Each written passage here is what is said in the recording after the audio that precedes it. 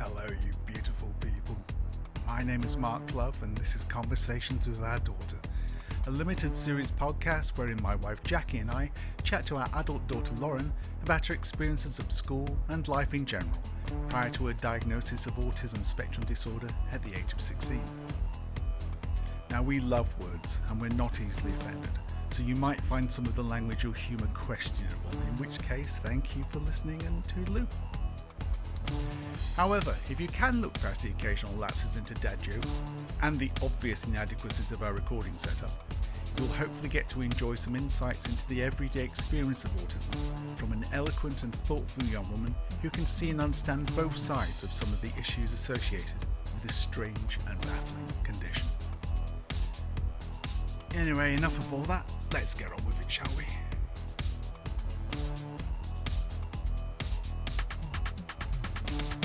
And this is a very good segue, isn't it? It's the educational psychologist. I mean, when someone first tells you that we're bringing in an educational psychologist, as a parent you go, oh, what? And half of you is like, oh, well, good, if it makes some kind of breakthrough. But also at the same time, what do you mean she might suddenly go to the top of a high tower with a rifle and start shooting people?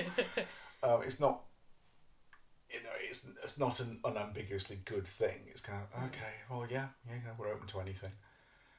Do you recall much of what she actually did with you? Not hugely. Just I didn't like her very much, and I didn't really trust her. I don't remember everything that she did with me, but I know she asked like stuff about the family and things like that. And I don't think she was trying to probe too much. I think she was trying to let me talk about something I knew about to make me comfortable, though I think she also wanted to explore that side of it. But I didn't really like that very much, and she was this strange adult that I didn't really know. That's quite a strange thing to do when a kid doesn't know you very well. I did different, I guess, maths and kind of English tests with her, to test your logic, reasoning, and just general ability at numeracy and literacy as well. And I think she was checking to see if there's any kind of reason why I might be underachieving. As I was. I think that was definitely the mission. I mean, we should add at this stage, you'd gone from being a kid who we could not really pick up a pencil and do a drawing or anything, into being quite a prolific little artist at this stage. You suddenly went, wow, I like this now. I've suddenly discovered I can do something with this. And you seem to understand perspective and things like that very quickly. So you could do kind of still lifes of toys, and the perspective would be astonishingly right, which was like, oh, okay, interesting. She's gone from doing nothing to actually quite sophisticated very, very quickly, and not with any guidance. I mean, obviously your mum is a tremendous artist, a beautiful artist, but she'd kind of given up, but she couldn't see any enthusiasm in you. And I thought you were perhaps, because obviously when mum draws something, it tends to look like what it's supposed to look like very quickly, and then she makes it look really, really good. And I was just wondering whether it just overpowered you. Well, I can't do that, so I'm not going to even try. But then you started doing your own thing. But as part of this, you started doing some quite what the teachers misinterpret. Well, I'm going to say misinterpret. What they interpreted as dark subject matter, dark, which obviously meant that you were in league with the devil. Well, they were doing the right thing, but it just seemed weird. So just lots of black felt tip. There was lots of black. All of a sudden there was lots of black, and it was kind of, if you've ever watched a movie where they're trying to show a disturbed kid, it's like, oh, here comes the disturbed drawings, which are obviously drawn by an adult. They're just dragged in. And I remember, we just want to show you these drawings, kind of thing. Well, it's Lauren just drawing what she does. Oh, they're a bit dark subject matter. What? And basically, people who don't know art and don't see art very often. Dark colours are scary. Exactly. They believe everything that's got any black in it is the sign of the devil. And we were just, she just wants a strong, bold thing. And to be honest, now looking at your art, it's usually got some kind of bold thing in there. There's no kind of pastels in there at all, is there? No. Usually, very rarely that you'll go like. And so we kind of like got it, but then there's the kind of, of course we would say that because we're devil worshippers. And you get into this, no, honestly, there's nothing to worry about. She's just expressing as if, if you look through our art books, you'd see lots of this. She's expressing herself. And she's expressing, she's seeing Rothko on a daily basis or something like this. It's not, honestly, it's not the devil. But, sometimes you remember, oh, you're in Bedford. It's quite a religious kind of... Parochial, kind of superstitious place sometimes. Or if you'd have done this in certain parts of London, you would have been instantly into the Slade or something. You'd probably been the youngest artist or something. But here it's slightly troubling. But, good on them for kind of, I suppose bringing it up, but it was still fucking ridiculous. It's hard to really take seriously. But then you add this with the psychologist thing. Now, I remember getting we actually had a meeting with her. I think it was just me and Mum while one of your teachers looked after you. So, and she said, well, obviously the situation at home is very problematic. And you're thinking, well, again, oh, well, you do a lot of shouting, don't you, Mr. Love? It's kind of, yeah, because my son's just put chocolate cake all over the ceiling and it's kind of not something you go, oh, in the first instance. But yes, fair enough. I was probably very, very tired and very, very pissed off a lot of the time doing that because we hadn't adjusted to it. We were still trying to live a normal life with someone who was absolutely determined not to let us do that. So yes, there was a lot of stuff. It was never directioned at you. It was usually, oh, you little shit, what have you done now? But because you'd probably just ripped up something of yours or you'd destroyed something of somebody else's, and it was hard.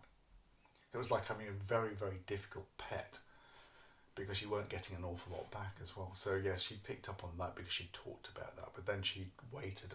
Oh, well, the reason why she's not doing well is all because of this. Kind of like, wait, she's very, very deeply impacted by this and your reaction to it. And it's kind of, I wasn't not impacted, No, but not to not. the degree that I think she claimed. I think the school environment was more the problem because I felt safe and secure at home. But yeah, I've definitely noticed that when I was a child and even an adolescent, when you tell people things about our life, if you're not very careful in the language you use, people jump to the wrong conclusions.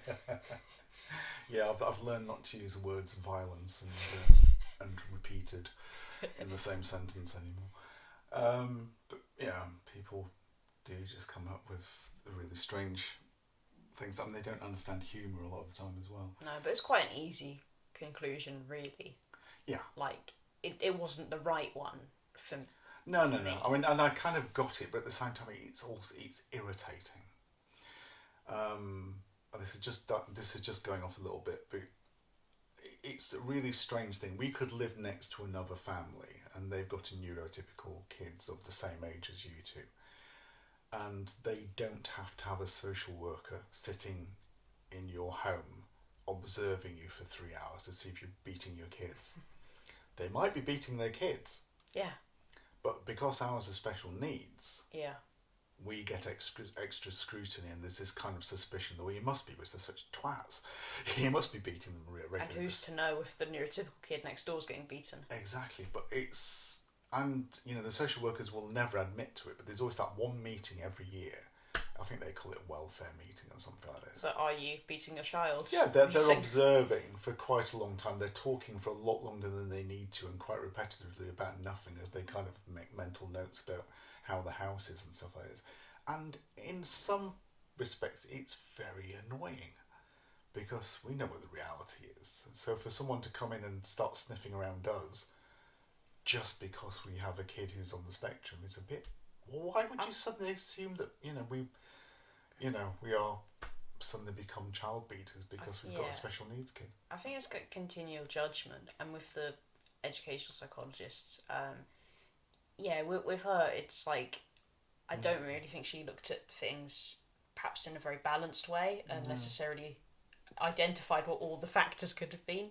She was like, oh well, I could do a bit more investigating, or I could just, go the easy way and say it's all home life problems. Well, so again, on paper, and especially if you have no experience of it in your own family, it probably makes an awful lot of sense. But it's amazing how many people we've met since in care who have relatives themselves, isn't it? Who just kind of roll their eyes at each other. I mean, the guy I met the other day in the play park in Priory Park, he just wanted to connect. He was looking after this kid. He'd got a brother who was special needs, younger brother, so he'd been caring for him. Then he'd gone into care work, and then he'd gone into management of care work, but he'd come back to looking after kids because he just preferred it.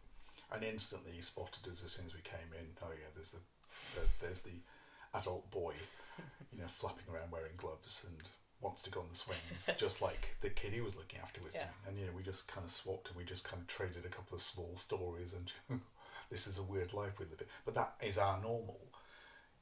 If his kid had started rubbing dust into his hair, I would not have been surprised, and neither would he. He wouldn't have looked at Zach doing that. Oh, you're terrible! You're abusing that child. You must be. Just look at the way he's reacting. He's rubbing sand into his hair. It's just it's just what they do, mate. It's just what they do. We've just been for a walk, and Zach has come back, having already damaged his steel-toe cap boots a lot. He actually managed to kick a complete hole through them. And in doing so kept kicking, and has now kicked a hole in his foot, which is trying for lots of reasons. It's like, why did you not stop kicking is the instant thing, isn't it? Yeah. Once you had hurt yourself, why did you not stop? You idiot. And then of course you've got to deal with getting the little bits of stone out of his toe,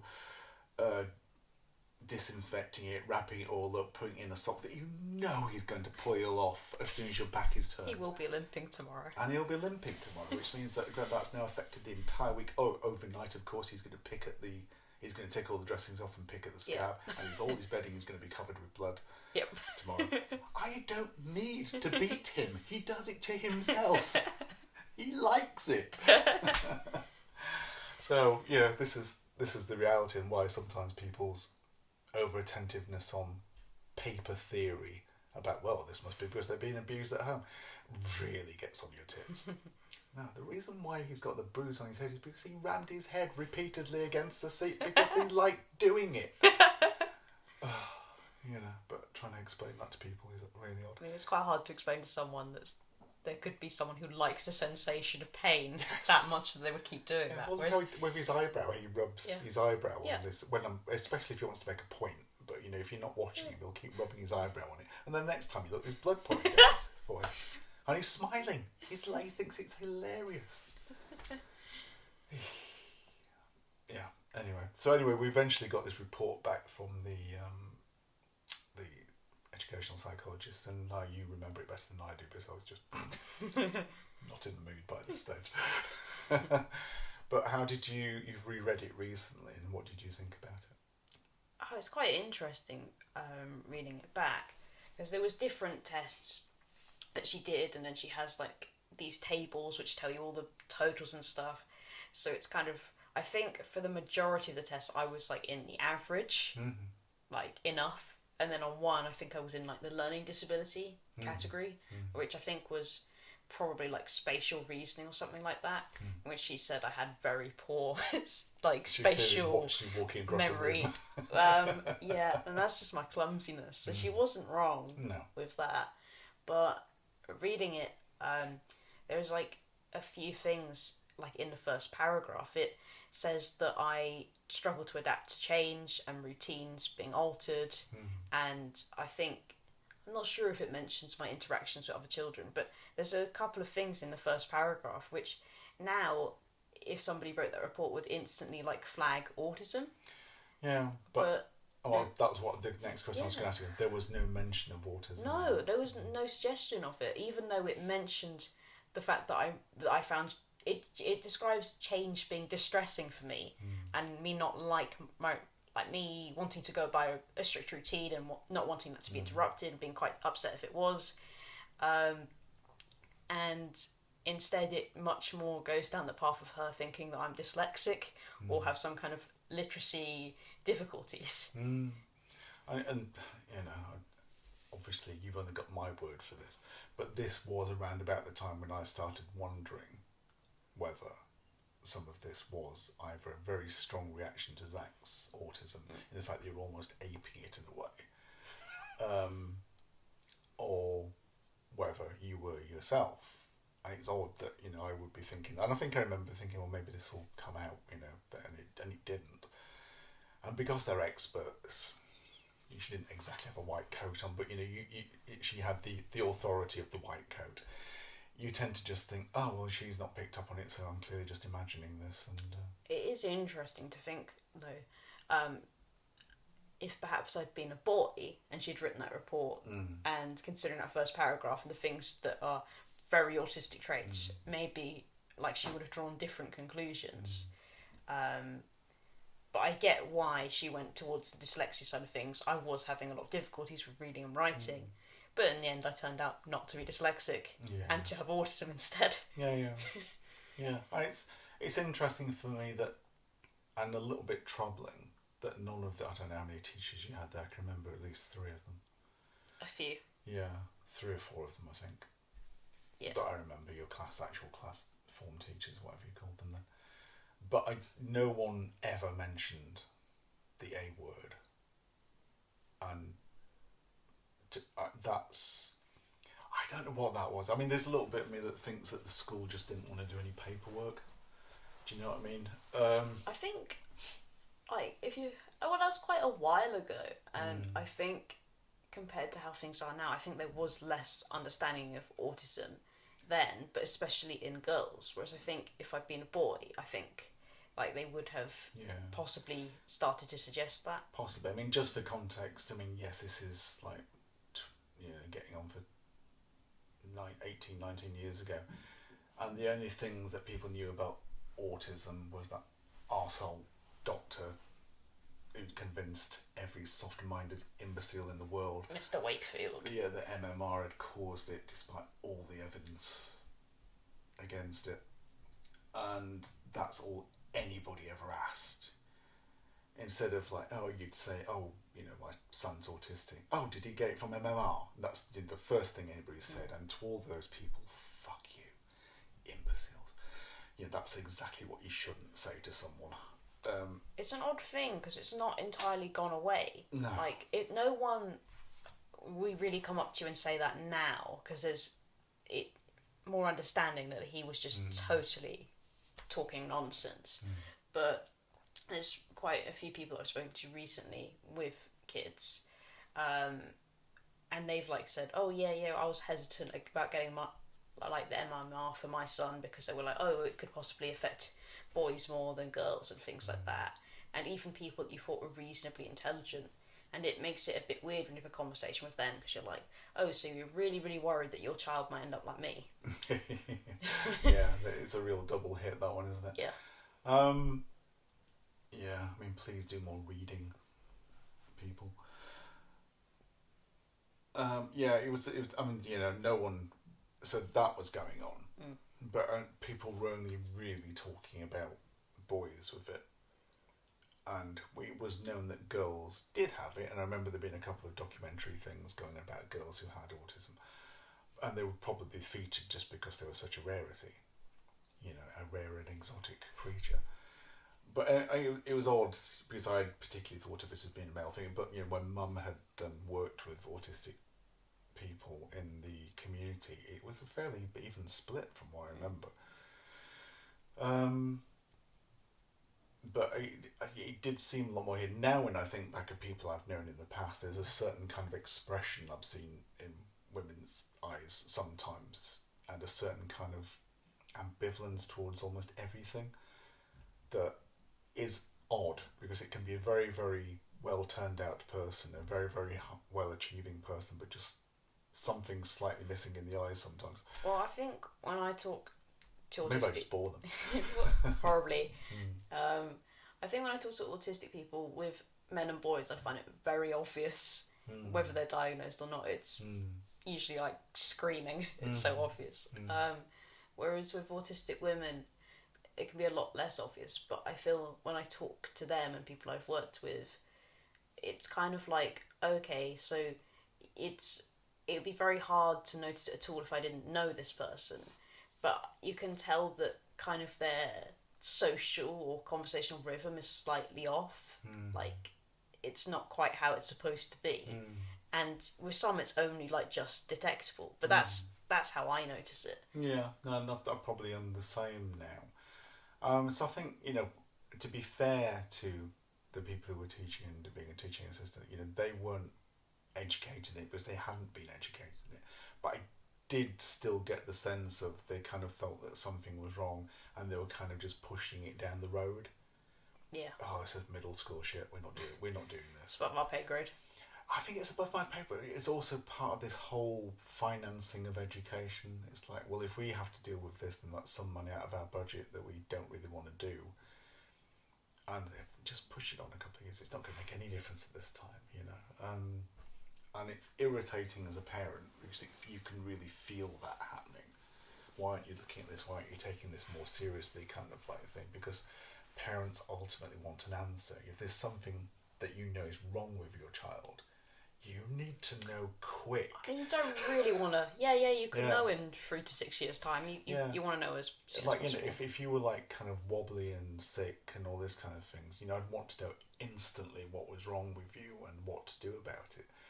But because there's no massive dramatic symptoms like this, people, it's just, something in their head kind of, I need to know what it is. Is it a fucking brain tumour?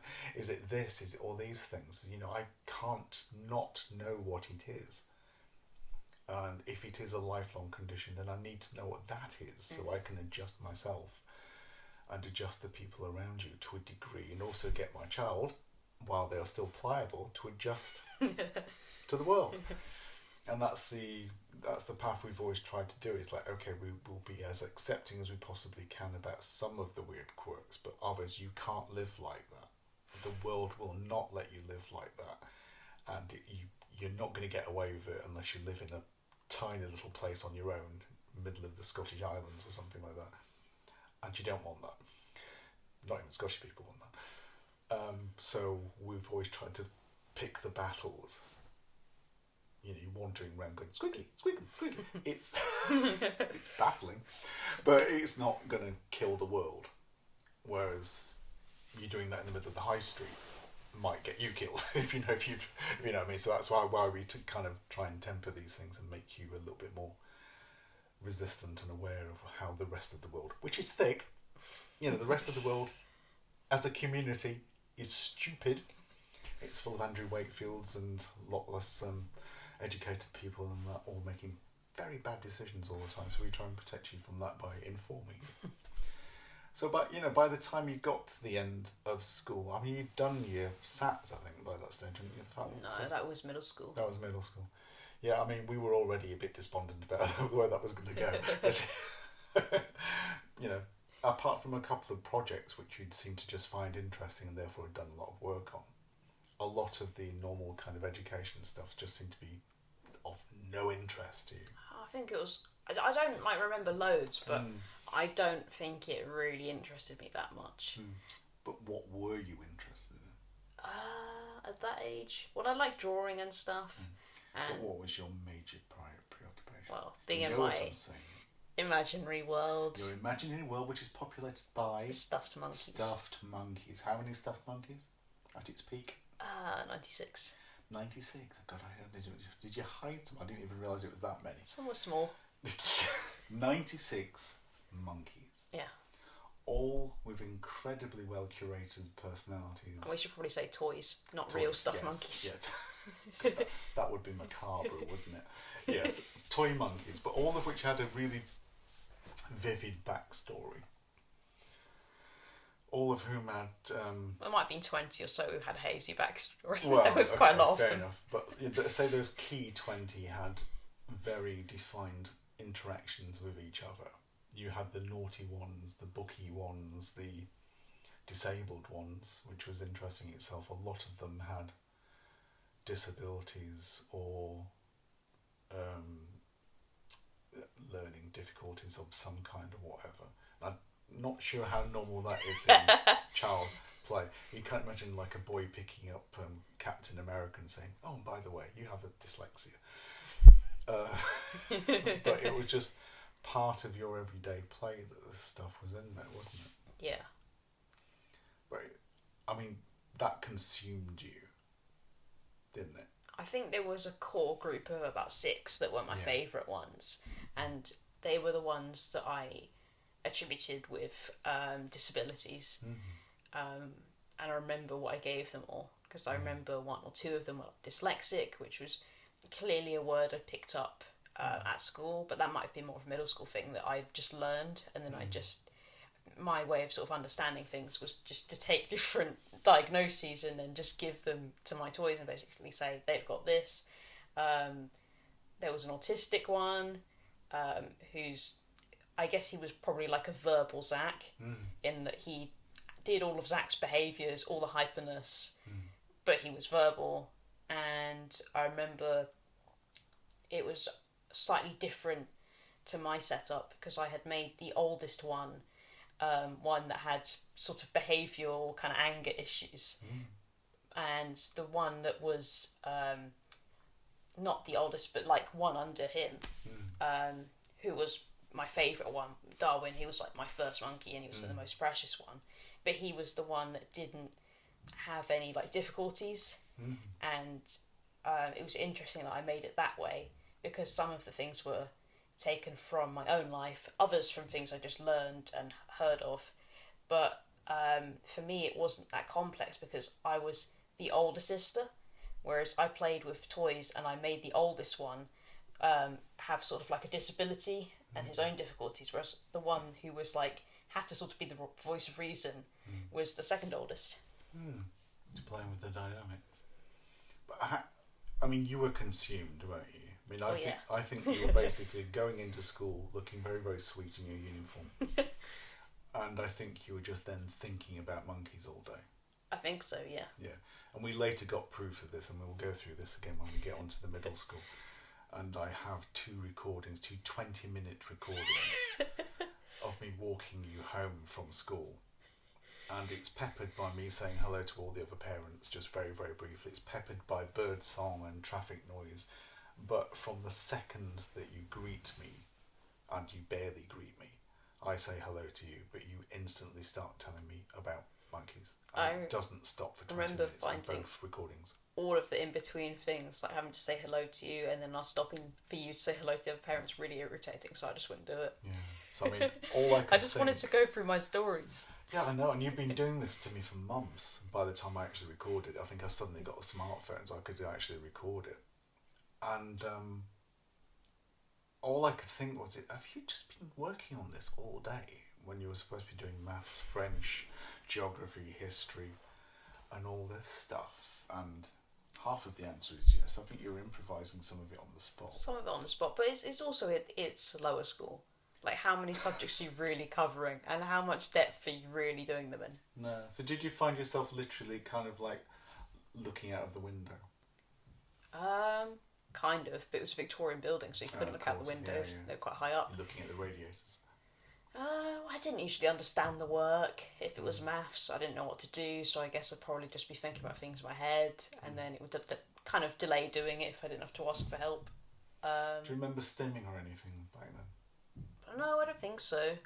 I mean, if I did, I wasn't aware of it. You've talked about, to me, and again we'll come on to this when we come on to some of the later school experiences, but how you find it easier to listen if you're doing something at the same time. Like holding a pencil or something, which is automatic what teachers tell you to put down, isn't it? Can everybody put down their pencil? But you actually find that counterintuitive. It's kind of, you actually prefer to be holding on to something if I'm holding on to something, the information is going in. Yeah. If I'm not doing anything at all, or holding anything, or like folding paper in my hand, something I do, or just fiddling with something, it's not going in. So I'm not hearing any of that. So that effectively is your way of listening. Yeah. And again, that's so counterintuitive. I bet, if any teachers listening to this were thinking, oh, how many times have I told kids to not fiddle with something or to put something down? And actually that might have been their way of listening. I was constantly being told to put stuff down throughout school and to stop. You literally found it kind of impossible to concentrate unless you were doing something. Yeah. It's kind of like it just went in better, even if I was continuing with the work that they told us to stop. Mm-hmm. But I could never really understand it. I was thinking, but why is it pens and pencils down, everybody, I'm going to talk and say something? I think it really annoyed me. Like, when I was young and also when I was a bit older in like middle school and like secondary, I think it just pissed me off because I was thinking, why are you so important that I have to stop doing what I'm doing? That you can't just say it while I'm still doing what I'm doing and trust that I'm listening and paying attention. I mean, it's a weird thing though. I mean, I kind of get it from the teacher's point of view because, kids are generally, again, just sticking their fingers up their bums or whatever they're doing. You're trying desperately not to take in information. But at the same time, that teacher will probably go home and probably cook a meal with the radio on. Yeah. Or a podcast. And the podcast people and the radio people say, can you stop cooking? You're supposed to be listening to me. It's the other way around, isn't it? Yeah. It's kind of, no, I'm cooking and that's the important thing, but what makes this cooking bearable is the fact that I'm listening to someone saying something not about cooking for the most part, or some music or something like this. So it's a weird one though. So we kind of like get cross at kids for doing stuff that as adults we do all the time. Absolutely all the time. It's quite bizarre, that. Yeah, so maybe that's something people in education need to look at. I mean, yeah, there are always going to be like some dicks who are just going to try and juggle porcupines or whatever in the middle of a geography lesson. I think I've got better as I've got older. I don't always have to fiddle with something now to listen. But it usually helps to have something. Yeah. I think there has been a little bit more understanding of those fidget things, which again, I actually find those annoying personally. I can imagine if that's happening in your eye line as you are trying to teach a lesson, it's probably quite distracting. That's quite annoying, yeah. Yeah. Again, how much does that say about your ability to concentrate while you're teaching sometimes? In some respects, we're not all perfect machines for delivering information, are we? So I would say that you kind of, when you left that school, I was partially relieved that perhaps you might actually learn something at the next one. Kind of thinking, well, maybe the monkeys will go away, she's getting older. But if the next one is kind of like, 9 years to, whatever, 13, something like that, then different things were going to possibly be coming in and becoming an issue. And let's face it, as the boys become a little bit more predictably dopey, the girls grow claws and start becoming hormonally spiky and very cliquey and not nice. I mean, I've talked to a lot of women recently about various things, and we always end up mentioning teenage girls, and they all shudder. They're really mean. Yeah, and half of them are shuddering because they remember it was like to be on the receiving end, and half of them are shuddering because they were the ones dishing it out. Oh my god, I was so evil. I don't know why I was so awful. But is there anything else you want to bring up from there that you particularly remember? Your fascination with families there. Oh, that's a good point. Because you're meeting lots of different kids with lots of different family setups. Yeah, I think I still do have a fascination with families and especially family dynamics and how they work. But I think that started probably from about lower school or maybe earlier. But I definitely, when I started school, it was very much there because I was seeing all of these other families that were very different. There's one family and they've got, there's one sister, 2 brothers, then there's another family, they're from somewhere else, another country, they've got a different culture, maybe there's like 3 boys, 1 girl, and just 1 girl, and that's just how it altered things. I think I was quite interested in the makeup of the siblings, like how many boys or girls there were and how that changed things. And I was quite interested in how other people's families did things differently. They didn't always have the same rules as us. And I found it quite strange to go around other people's houses. I didn't do that very much, but things were very different. Yeah, I mean, I definitely remember being, and I remember this, I think it was probably, no, this was actually at lower school. This was Livingston, I remember there being discussions about, Christmas and all this kind of stuff, and a couple of mums complained they didn't know what to get their kids because they'd already gotten them the DVD player for their bedroom and the TV and the smartphone or whatever the technology was at the time. And one, you not listening because you're off in monkey land, and two, me thinking, really? Okay, am I a really terrible parent for not providing all this stuff? Or do I know that one, my son will break it, my daughter will not be interested because she's stuck in monkey land, or am I doing the right thing? Because technically I don't think kids should have stuff like that in their bedrooms that early. We didn't have a very technological childhood. No. When I think with other children I talk to, I remember one talking about a DS. I've never heard of that. Mm-hmm. And I was in I don't know, maybe year 3 or year 4, and the other kids were like, how do you not know what that is? Yeah. And I was like, and then they just said, oh, it's like this, and it's a games console, and you you play games on it. But I couldn't comprehend a device you play games on, because that's something you played with real physical objects or with your imagination. Well, this was the irony of it, wasn't it? Because we've always had the computer I had when you were young was almost banned from export from America because it was regarded as being weapons grade.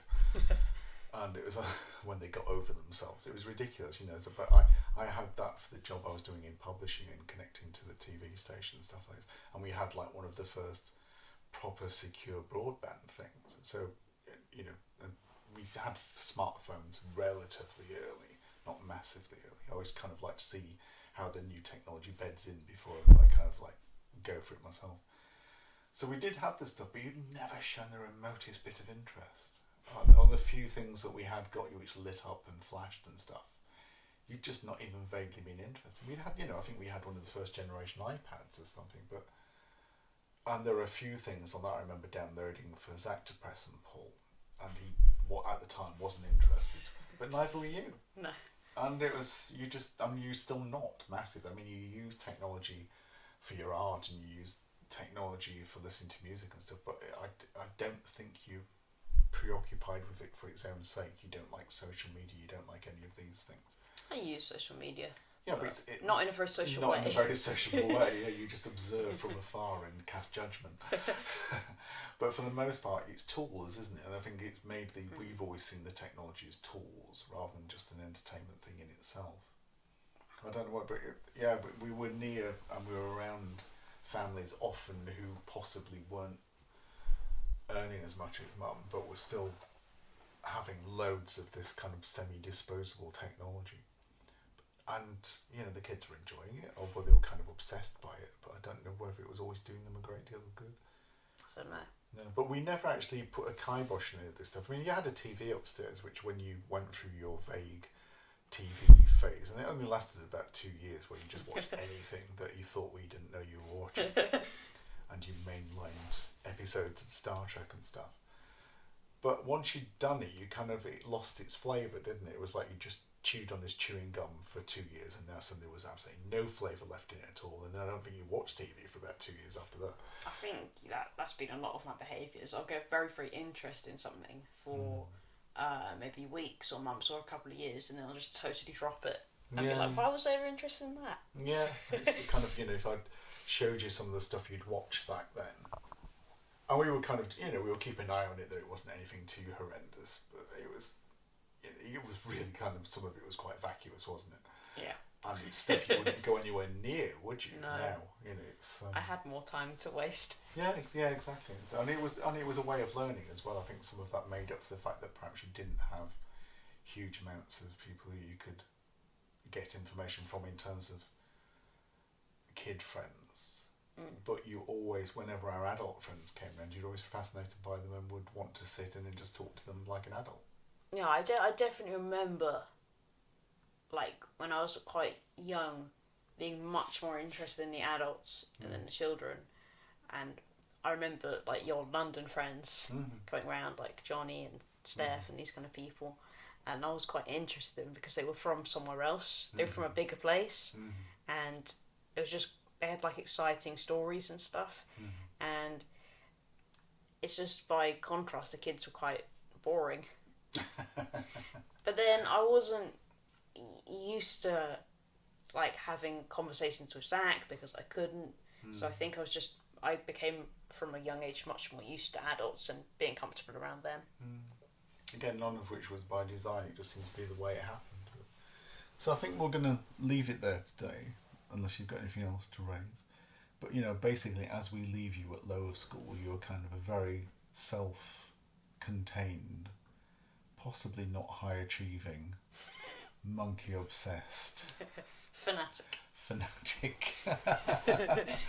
With a very strong ethical compass, I think, in some respects. Possibly a little bit too strong. Maybe a little bit black and white. And it felt like to us at that time, teachers had kind of put their hands up and said, no, something's not right. She ain't right in the head, but we don't know what. And we're not going to look because it's going to cost us money, so we'll just pass it on down to the next school and they can do it all.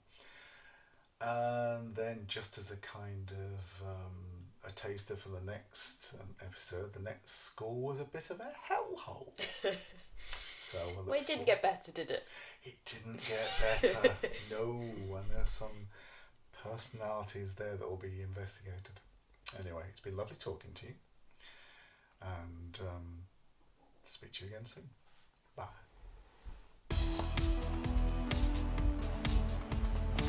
Thank you very much for listening. A very special thank you to Leona Fensom and Terry Lee for their technical support and advice. See you next time.